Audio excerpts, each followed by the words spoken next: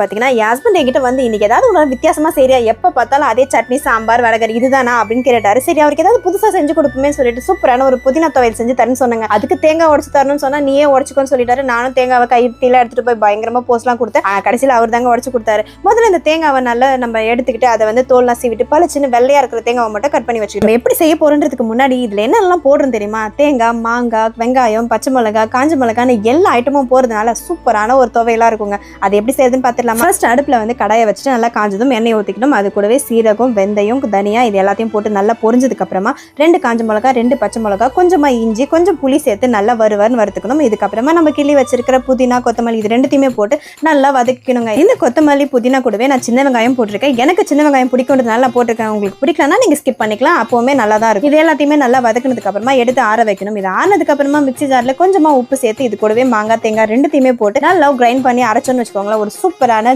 சட்னி மாதிரி வந்துருங்க. அந்த சட்னி நீங்க தண்ணியாவும் யூஸ் பண்ணிக்கலாம், இல்ல நீங்க துவையல் மாதிரி யூஸ் பண்ணாலும் பண்ணிக்கலாம். நான் வந்து கட்டியாவே வச்சு இதை அரைச்சு முடிச்சதுக்கு அப்புறமா சின்னதா ஒரு தாளிப்பும் கொடுத்துட்டேங்க. கடாயில கொஞ்சம் எண்ணெய் ஊற்றி கடுகு போட்டு அது கூட காஞ்ச மிளகாய், பூண்டு 2 தட்டி போட்டு கருவேப்பிலை கொஞ்சம் போட்டு நல்லா வதக்கிட்டு அதை அப்படியே எடுத்து அதில் ஊற்றிட்டேங்க. சூப்பரான கமகமன் வாசனையா இருக்கிற ஒரு புதினா துவையல் ரெடி ஆயிடுச்சு. இது ஹஸ்பண்ட் கிட்ட நான் அப்படியே எடுத்துட்டு போய் கொடுத்தேங்க. அவர் முதல்ல 2 இட்லி வச்சு சாப்பிட்டு பாருன்னாரு. நான் சாப்பிட்டு பார்த்தேன். அப்படியே நான் மெய் மறந்து போயிட்டேன். அவருமே சாப்பிட்டு பார்த்துட்டு வேற லெவல்ல இருக்குன்னு சொன்னாருங்க. கண்டிப்பா சொல்றேன், இதுல ரெசிபி கிடைக்குது. எங்க ஹஸ்பண்டோட லவ் கண்டிப்பா கிடைச்சிடும். உங்களுக்கு எப்படி இருந்ததுன்னு கீழே கமெண்ட் பண்ணுங்க. தேங்க்யூ, பாய்.